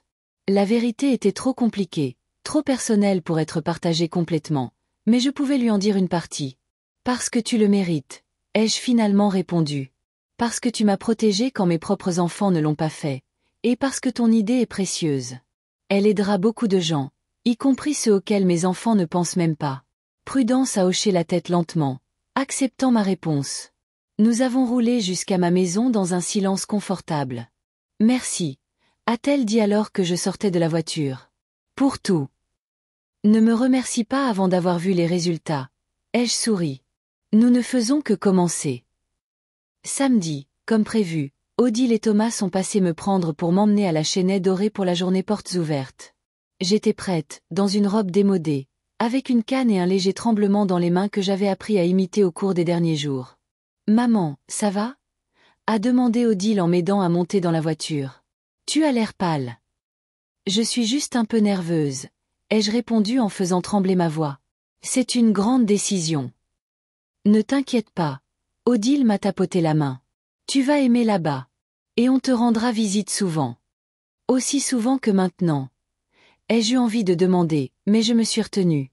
La Chênaie Dorée était exactement comme je l'avais imaginé. Un établissement propre, stérile, déguisé en complexe résidentiel confortable. Un personnel souriant, des activités de groupe pour les personnes âgées, un centre médical avec des équipements de pointe. Tout était parfait et complètement sans vie. Nous avons visité un appartement modèle, un petit studio avec une cuisine miniature et une salle de bain adaptée aux personnes handicapées. Après la spacieuse maison de maître, cet endroit me semblait une cage. « Qu'en penses-tu, maman ?» a demandé Odile lorsque nous avons terminé la visite. « N'est-ce pas merveilleux ici ?» Très soigné, ai-je répondu en essayant de paraître confiante. Mais n'est-ce pas un peu institutionnel? Que veux-tu dire? A froncé les sourcils Odile. Tout ici est si, pareil, réglementé, dis-je en faisant un geste vers le hall où nous nous tenions. Dans ma maison, tout a une histoire. Chaque coin est rempli de souvenirs. Maman, a soupiré Odile avec une impatience évidente, on en a déjà parlé. Ta maison est trop grande, trop vieille, trop dangereuse pour toi. Ici, tu auras la sécurité, de la compagnie, des soins médicaux. Je sais, ma chérie. J'ai fait une pause, puis j'ai ajouté, comme si je cédais. Tu as probablement raison. J'ai juste besoin de temps pour m'habituer à l'idée de déménager. Odile a rayonné, clairement satisfaite de ma capitulation. Bien sûr, maman, nous ne sommes pas pressés. Peut-être dans 1 mois ou 2, quand tu seras prête. J'ai hoché la tête avec un sourire triste, pensant que dans 1 mois, la situation serait complètement différente. D'ici là, le centre de médiation animale, Pattes Secourables, serait ouvert, mes enfants apprendraient mon gain, et leur plan pour ma maison tomberait à l'eau. L'astuce juridique que j'avais utilisée était une défense fiable. Mais la vraie satisfaction viendrait quand ils réaliseraient que je les avais menés en bateau tout ce temps. Que la vieille Marthe Leclerc n'était pas aussi simple qu'ils le pensaient. Pour l'instant, je continuais à jouer mon rôle, les laissant penser qu'ils avaient gagné. 1 mois s'est écoulé sans que je m'en rende compte. Chaque jour était rempli de tâches liées au centre de médiation animale. Vérifier l'avancement des travaux, sélectionner l'équipement, coordonner les documents. Prudence travaillait avec une énergie incroyable, comme si elle avait rajeuni de 10 ans. Elle a fait appel à 2 autres spécialistes de la médiation animale et à un vétérinaire, a trouvé des fournisseurs pour le café et a élaboré des programmes pour différents groupes de clients. J'aidais pour la partie administrative, utilisant mon expérience dans la gestion d'un cabinet d'avocats. Pendant tout ce temps, j'ai continué à jouer mon rôle devant les enfants. Odile appelait régulièrement pour demander comment j'allais et me rappelait subtilement la chaînée dorée. Je répondais évasivement, donnant l'impression que je me faisais progressivement à l'inévitable. Gérard est passé 2 fois, chaque fois avec un rouleau de plans et de projets de rénovation de la maison. Après la vente, j'ai hoché la tête, acquiescé et fait semblant d'être intéressé. Même si je bouillonnais d'indignation à l'intérieur. Axel ne s'est plus montré. Il avait dû décider qu'il n'y avait rien à tirer de la vieille sorcière Adine. Ça m'allait très bien. Sibylle est devenue mes yeux et mes oreilles dans la famille d'Odile. Elle rapportait chaque conversation, chaque plan me concernant ou concernant la maison. Une fois, elle est arrivée particulièrement agitée. Mamie, il prévoit d'accélérer ton déménagement. Maman a parlé avec l'administration de la Chênaie Dorée, et une place est disponible le mois prochain. Elle veut que tu déménages alors. Ça veut dire qu'il faut agir vite, ai-je répondu en consultant mon calendrier. Penses-tu pouvoir convaincre tes parents de venir à l'inauguration du centre de médiation animale ce samedi? Le centre. Sibylle avait l'air perplexe. Tu veux dire le centre de Prudence? Pourquoi irait-il là-bas? Parce que je les invite, ai-je souri, en tant qu'invité d'honneur et principal investisseur. Les yeux de Sibylle se sont écarquillés quand elle a réalisé. Alors c'est ça que tu as fait de tes gains? Tu as investi dans l'entreprise de Prudence? Oh mon Dieu, maman et oncle Gérard vont être furieux. Pas seulement investi, ai-je hoché la tête. Mais j'ai participé activement à sa mise en place. Il est temps qu'il sache que la vieille Marthe Leclerc n'est pas tout à fait prête à passer l'arme à gauche. Sibylle a ri. Mais ensuite, elle est devenue sérieuse. Ils pourraient ne pas venir, surtout s'ils apprennent que Prudence sera là. Alors ne la mentionne pas, ai-je haussé les épaules. Dis-leur qu'il y a un nouveau centre de thérapie animale qui ouvre en ville et que tu aimerais beaucoup y aller. Utilise ton intérêt pour la psychologie. D'accord, a hoché la tête Sibylle. Je vais essayer. Et pour oncle Gérard et Axel? Je m'occupe d'eux, lui ai-je fait un clin d'œil. J'ai un plan. Le jour même, j'ai appelé Gérard. Il n'a pas répondu tout de suite, et j'ai pu deviner à sa voix que mon appel l'avait surpris. Je n'étais généralement pas celle qui initiait la communication. Maman, quelque chose ne va pas. Non, mon chéri. Tout va bien, dis-je en essayant de rendre ma voix faible et un peu incertaine. Je voulais juste te dire que j'ai réfléchi à votre offre, à propos de la maison. Et? Sa voix semblait impatiente. Je pense que toi et Odile avez raison. La maison est trop grande pour moi, et peut-être que la Chênaie Dorée est vraiment la meilleure option. Merveilleux, maman! S'est-il exclamé, incapable de cacher sa joie. Je suis si content que tu aies enfin pris une décision sensée. Oui, ai-je marqué une pause. Mais avant de commencer le processus, j'aimerais que toi et Axel assistiez à un événement ce samedi, à 14 heures. C'est important pour moi. Quel genre d'événement? Sa voix semblait méfiante. L'ouverture d'un nouveau centre en ville, ai-je répondu évasivement. J'ai promis à mon ami d'y aller. Tu sais, à mon âge, il n'y a pas beaucoup de distractions. D'accord, a accepté Gérard à contre-cœur. Mais ne reste pas longtemps. J'ai beaucoup à faire samedi. Bien sûr, mon chéri, je me suis permis un léger sourire, que heureusement il ne pouvait pas voir. Tu es toujours si occupé. Après avoir parlé à Gérard, j'ai appelé Prudence pour m'assurer que tout était prêt pour l'inauguration. Les rénovations étaient terminées, l'équipement était installé et le personnel était formé. Des annonces pour l'ouverture du centre de médiation animale, Pattes Secourables, avaient été placées dans le journal local et sur des panneaux d'affichage dans toute la ville. Tu es nerveuse? Ai-je demandé en entendant l'excitation dans sa voix. Folle de trac, a admis Prudence. Mais c'est un bon trac. Je n'arrive toujours pas à croire que ça arrive vraiment. Crois Y, ai-je souri. Et prépare-toi à une surprise le jour de l'inauguration. Une surprise. Sa voix était remplie de curiosité. Quel genre de surprise? Tu verras, ai-je répondu mystérieusement. Sois juste prête à tout. Le soir avant l'inauguration, Jean-Louis et moi avons fait une dernière vérification de tous les documents. Tout était prêt. Les contrats, le testament modifié, le fonds fiduciaire, la preuve de mon gain au loto. C'était un dossier juridiquement blindé qui ne laissait aucune chance à mes enfants de contester mes décisions. Es-tu sûr de vouloir faire ça publiquement? A demandé Jean-Louis quand nous avons terminé. Tu aurais pu leur dire dans un cadre plus privé. Non, j'ai secoué la tête. Ils m'ont humilié publiquement. Que les conséquences soient publiques aussi. Le matin de l'inauguration était ensoleillé et chaud, comme si la nature elle-même approuvait mon plan. J'ai abandonné ma canne et mon châle et j'ai enfilé un nouveau tailleur bleu profond que j'avais acheté spécialement pour l'occasion. Je me suis coiffée et me suis maquillée légèrement. En me regardant dans le miroir, je n'ai pas vu une vieille femme impuissante, mais la femme confiante que j'avais toujours été. À 13h45, je suis arrivée au centre. Le bâtiment était méconnaissable. Une façade fraîche aux couleurs chaudes, une grande enseigne indiquant « Pattes Secourables » et une entrée élégante avec une rampe pour fauteuil roulant.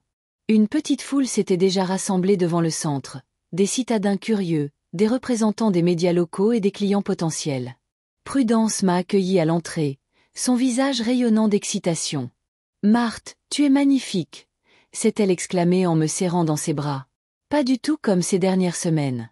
Tu vas mieux? On peut dire ça. Ai-je souri. Tu comprendras bientôt. À l'intérieur, le centre était encore plus beau que de l'extérieur. Un hall spacieux avec un parquet en bois et un éclairage doux, des fauteuils et des canapés confortables disposés en groupe pour les cours. Un petit café avec des boissons bio et des collations était déjà ouvert dans le coin. Dans une zone spéciale derrière une cloison basse se trouvaient les chiens. 6 animaux de thérapie entraînés de différentes races, dont une golden retriever nommée Sunshine. J'ai remarqué qu'Odile, Thomas et Sibylle étaient déjà parmi les invités. Ma fille avait l'air légèrement agacée, comme si elle ne comprenait pas pourquoi on l'avait convoquée ici. Thomas, comme d'habitude, semblait détaché. Sibylle retenait à peine un sourire, sachant ce qui allait se passer. Quelques minutes plus tard, Gérard et Axel sont apparus. Mon fils s'est immédiatement crispé en voyant Prudence, mais il était trop tard pour reculer. À 14h, Prudence s'est avancée au centre de la pièce et s'est adressée à l'assemblée. Bonjour. Je suis ravie de vous accueillir à l'inauguration du centre de médiation animale Pattes Secourables. Notre centre a été créé pour aider les gens grâce à l'interaction avec des chiens spécialement entraînés. Nous proposons des séances individuelles et de groupe pour les enfants ayant des troubles du développement, les personnes souffrant d'anxiété, de dépression, de stress post-traumatique et les personnes âgées. De plus, nous avons un café confortable où vous pouvez simplement passer du temps en compagnie de nos thérapeutes à 4 pattes. Elle a fait une pause, regardant l'auditoire. Mais avant d'ouvrir officiellement les portes de notre centre, j'aimerais vous présenter la personne sans qui rien de tout cela n'aurait été possible. La femme qui a cru en mon rêve et a fourni les moyens de le réaliser. La personne dont la sagesse, l'expérience et le soutien ont fait de Pattes Secourables une réalité. Veuillez accueillir Madame Marthe Leclerc. Un murmure de surprise a parcouru la salle. J'ai remarqué qu'Odile et Gérard échangeaient des regards perplexes. Sibylle souriait largement, et Axel avait l'air d'avoir vu un fantôme. Je me suis avancée, en essayant de me tenir droite et confiante. Pas de main tremblante, pas de canne, pas de faiblesse feinte. Merci, Prudence, dis-je en balayant la salle du regard. C'est un honneur de faire partie de ce projet. Pattes Secourables n'est pas seulement une entreprise. C'est une mission. Une mission d'aider ceux qui sont souvent oubliés dans notre société. Les enfants ayant des besoins spéciaux, les personnes âgées, les femmes qui ont subi des violences.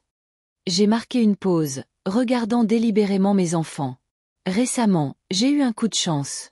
J'ai gagné 250 000 € au loto, et j'ai décidé d'investir cet argent dans quelque chose qui compte vraiment, quelque chose qui aidera les gens longtemps après mon départ. Le visage d'Odile a pâli, et Gérard s'est figé, la bouche ouverte. Axel me regardait comme s'il n'en croyait pas ses yeux. Je tiens à remercier tout particulièrement ma belle-sœur, Prudence, pour son dévouement à ce projet et pour son courage, ainsi que ma petite-fille, Sibylle, qui m'a soutenue dans les moments difficiles. Sibylle a souri radieusement, et Odile a jeté un regard surpris à sa fille. Et maintenant, ouvrons officiellement le centre Pâtes Secourables. Je me suis écartée, laissant la place à Prudence pour la traditionnelle coupe du ruban.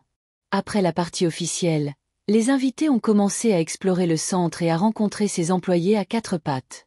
Les gens se sont dispersés dans la salle, regardant les locaux, parlant aux chiens et posant des questions au personnel. J'ai remarqué Odile qui se dirigeait vers moi d'un pas décidé, suivi de Gérard. « Maman, qu'est-ce que tout ça signifie ?»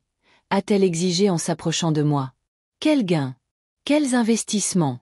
Et pourquoi as-tu soudain l'air en bonne santé ?»« Parce que je suis en bonne santé, Odile, » ai-je répondu calmement. « J'ai toujours été en bonne santé et saine d'esprit. » « Mais ton poignet, tu pouvais à peine marcher. Tu as dit que tu étais d'accord pour vendre la maison. » Gérard avait l'air d'avoir été trahi. « J'ai bien eu une blessure au poignet et une commotion cérébrale. Après que ton fils m'a poussé, Gérard. » Je l'ai regardé droit dans les yeux. « Mais je suis rétabli depuis longtemps. Et quant à la vente de la maison, je n'ai jamais eu l'intention de la vendre. Je vous ai juste dit ce que vous vouliez entendre. Tu nous as menti. » Odile avait l'air choquée. « Avez-vous été honnête avec moi ? Ai-je contré ? Quand vous discutiez dans mon dos de la façon dont vous partageriez l'argent de la vente de ma maison. Quand vous prévoyiez de la rénover à votre goût sans même attendre que je déménage à la Chênaie Dorée. » Ils se sont tus tous les deux, incapables de trouver des mots pour se justifier. « Alors, il n'y aura pas de déménagement ? » a finalement demandé Gérard. « Et pas d'argent de la vente de la maison non plus ? » C'est exact, ai-je confirmé. Je reste dans ma maison, et l'argent des gains, comme vous le savez déjà, a été investi dans ce centre. Mais c'est injuste, a lâché Gérard. Tu aurais pu aider ta famille, et au lieu de ça, tu as tout donné à Astérisque et l'Astérisque. Il a hoché la tête en direction de Prudence, qui présentait actuellement l'un des chiens à un groupe de visiteurs. Injuste, Gérard. Ai-je souri. Tu veux parler d'injustice ? Est-ce juste la façon dont vous m'avez traité ces dernières années ? Comment vous avez prévu de disposer de mes biens comme si j'étais déjà morte ? Comment vous avez ignoré le fait que votre fils m'a agressé physiquement ? Odile et Gérard ont échangé des regards, clairement incertains de la manière de répondre. « Mais nous sommes tes enfants, » a finalement dit Odile, comme si cela expliquait tout. « Nous nous soucions de toi. » Non, ma chérie, j'ai secoué la tête. Vous vous souciez de mes biens, de ce que vous pouviez obtenir de moi. Le vrai soin, je l'ai reçu de Prudence, de Sibylle, de mes vieux amis qui me voient comme une personne, pas comme un portefeuille ou un fardeau. À ce moment-là, Axel s'est approché de nous. Il avait l'air confus et un peu effrayé. « Mamie, » a-t-il commencé avec incertitude, « je ne savais pas que tu avais gagné au loto. Félicitations. » J'ai regardé mon petit-fils, remarquant son faux sourire et ses mouvements nerveux. Il essayait clairement de rattraper son comportement précédent, espérant obtenir une partie de mon argent. « Merci, Axel, » ai-je répondu froidement. « Mais comme tu peux le voir, l'argent a déjà été investi. » « Oui, bien sûr, » a-t-il hoché la tête. « C'est une excellente idée. En fait, j'ai toujours été intéressé par la thérapie animale. Peut-être que je pourrais aider ici, d'une manière ou d'une autre. Faire du bénévolat ou... » « Je ne pense pas que ce soit une bonne idée, » l'ai-je interrompu. « Compte tenu de ta personnalité, tu te souviens de notre dernière conversation. » Axel a rougi et a baissé les yeux. « Écoutez, » a tenté de prendre le contrôle de la situation Gérard. « Ne faisons pas de scène en public. On peut discuter de ça à la maison, en famille. »« Oh, nous ne sommes plus en public, » ai-je fait remarquer en hochant la tête sur le côté. « Nous sommes dans mon bureau. Et nous avons une autre conversation à avoir, à propos de mon Nouveau Testament. » Je les ai conduits dans un petit bureau à l'arrière du centre, où Jean-Louis nous attendait avec un dossier de documents. Odile et Gérard avaient l'air tendus. Axel, confus. Sibylle s'est glissée derrière nous, fermant la porte derrière elle. Maître Fournier a hoché la tête Odile en direction de Jean-Louis, le reconnaissant clairement. Je ne m'attendais pas à vous voir ici. J'assiste votre mère pour des questions juridiques, a répondu Jean-Louis d'un ton formel. Et je serais heureux de vous expliquer les nouvelles conditions de son testament. Nouvelles conditions? A répété Gérard. Quelles nouvelles conditions? Jean-Louis a ouvert le dossier et a commencé à expliquer d'un ton sec et professionnel. Madame Leclerc a apporté des modifications significatives à son testament. La maison et la plupart de ses biens sont désormais légués à une fondation caritative qui aide les femmes victimes de violences domestiques. La fondation utilisera la maison comme refuge et centre de réhabilitation. Le fonds sera géré par un conseil d'administration, qui comprendra Prudence Leclerc, et à sa majorité, Sybille Dubois. Odile a pâli encore plus, et Gérard a serré les poings. C'est une sorte de blague, a-t-il sifflé. Tu nous déshérites au profit d'une fondation, et tu mets mon ex-femme à sa tête. Pas entièrement, ai-je précisé. Toi et Odile recevrez chacun 50 000 euros. Ce n'est pas une grosse somme, mais c'est juste, compte tenu de la façon dont vous m'avez traité au fil des ans. Nous contesterons ce testament, a déclaré Odile, retrouvant sa voix. Tu n'étais clairement pas saine d'esprit quand tu l'as écrit. Je crains que ce ne soit difficile, est intervenu Jean-Louis. Le testament est juridiquement solide. Nous avons des rapports médicaux confirmant la pleine capacité juridique de Madame Leclerc, des déclarations de témoins certifiées et un enregistrement vidéo de la signature. De plus, compte tenu de l'expérience professionnelle de votre mère en tant qu'avocate, le tribunal sera particulièrement sensible à toute tentative de contester ses volontés. Mais c'est. Gérard ne trouvait pas ses mots. Injuste, ai-je terminé pour lui. La vie est souvent injuste, Gérard. Demande à ton fils. Axel, qui était resté silencieux jusqu'alors, a soudain explosé. Alors c'est une vengeance parce que je t'ai accidentellement bousculé? Tu déshérites toute la famille à cause d'une erreur? Pas à cause d'une erreur, Axel, j'ai secoué la tête. À cause d'années de mauvais traitements. À cause de la façon dont ton père et ta tante ont prévu de disposer de ma maison sans même me demander mon avis. À cause de la façon dont tu as exigé de l'argent pour une voiture, pensant que je te le devais. À cause de la façon dont vous m'avez tous vu comme rien de plus qu'une nuisance ou une source d'héritage. Un lourd silence a pesé dans la pièce. Personne ne savait quoi dire. Et maintenant, a finalement demandé Odile. Tu nourrais juste de ta vie. Non, ai-je soupiré. Vous êtes mes enfants, et je vous aimerai toujours. Mais je ne vous permettrai plus de me traiter comme un fardeau. Je reste dans ma maison, je continue à m'impliquer activement dans le travail de ce centre, et je vivrai ma vie comme je l'entends. Si vous voulez faire partie de cette vie, en tant qu'égaux, avec respect, je serai heureuse. Sinon, eh bien, c'est votre choix. Gérard a été le premier à se lever. Allons-y, Axel. Il n'y a plus rien pour nous ici. Odile l'a suivi, mais s'est retournée à la porte. Tu le regretteras, maman. Quand tu seras toute seule. Je ne suis pas seule, ai-je répondu calmement. J'ai des gens qui m'apprécient pour ce que je suis. Une vraie famille n'est pas nécessairement celle qui est liée par le sang. Quand ils sont partis, seul Jean-Louis, Sybille et moi sommes restés dans la pièce. Ma petite fille s'est approchée et m'a serré fort dans ses bras. Tu as été magnifique, mamie, a-t-elle murmuré. Il le méritait. J'espère que tu comprends que ta relation avec tes parents pourrait devenir plus compliquée maintenant, a remarqué Jean-Louis en se tournant vers Sybille. Je survivrai, a-t-elle haussé les épaules. Après tout, il ne me reste qu'un an avant ma majorité. Ensuite, je pourrai décider par moi-même où et avec qui je veux vivre. Nous sommes retournés dans le hall principal, où la fête d'inauguration battait son plein. Prudence, remarquant notre retour, s'est approchée avec un air inquiet. Tout va bien. J'ai vu Gérard et Odile partir. Ils avaient l'air contrariés. Tout va bien, l'ai-je assuré. Juste des affaires de famille. Ne t'inquiète pas pour ça. Dis-moi, comment vont les inscriptions au cours? Son visage s'est illuminé. Incroyablement bien. Nous avons déjà 15 inscriptions pour des séances individuelles et 3 groupes pour les seniors. Beaucoup de gens disent que la ville avait besoin d'un centre comme celui-ci depuis longtemps. Tu vois, ai-je souri. Je t'avais dit que c'était une bonne idée. Le reste de la journée s'est déroulé dans une agréable agitation. Les gens allaient et venaient, admirant le centre, interagissant avec les chiens et posant des questions sur les programmes. Des journalistes du journal local ont pris plusieurs photos et ont interviewé Prudence. Le soir, nous étions tous épuisés mais heureux.